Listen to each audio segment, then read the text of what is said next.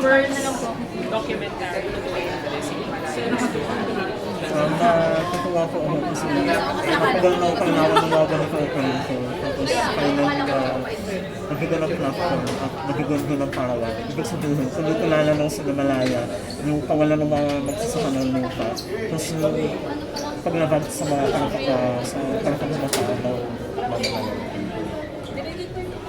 Sinabi ko kanina, na-endanger kayo sa ginagawa niyo.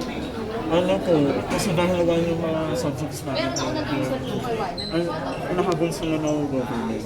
So para may mga safeguards kami ginawa para safely, hindi lang panel. Kasi syempre, bago yung pelikula, yung tao din, yung safety ng lupa. Pero nagawa namin yung lahat, so namin lahat. Mga gobernador, mga alpha talaga ng mga tao. Tsaka yung backup daw sila namin na sinisigurado nila na andyan sila sa likod namin. 5 years in the making ba ito? 6 years. 6 years. Nagsimula na. 2019 po nag-start yung concept ko. Mula nung pakalungs ko lang. Anong plans niya direct after? Subukan po namin para sa MTRs. Tapos commercial screening next. Yun ang gusto niyo. Wala po kami plano mag-conventions ko kasi yung pinaka-plano namin, ganun siya sa mga komunidad. Ipalabas siya ng libre sa mga communities kasi saan pa ba mas maganda ipalabas yung pelikula? Hindi naman sa mga tao nakaparanas ng kwento. Kaya mas maganda para makita nila na yung kwento na to, yung kwento nila, hindi na kwento ng ibang tao. Direct, you invited po no, yung members of the Congress na Kong Rene, sila Kong Sara. Meron po ba kayong napag-usapan after the screening, especially na parang, of course, nasa legislations na baka they can help po?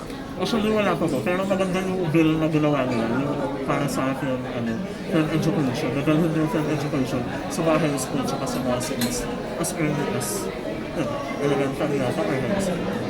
Tapos despite the risks, ba't hindi mo pinagpatuloy na i-produce yung, nagawin yung film po? No? Especially na yun nga po, hindi talaga siya safe topic.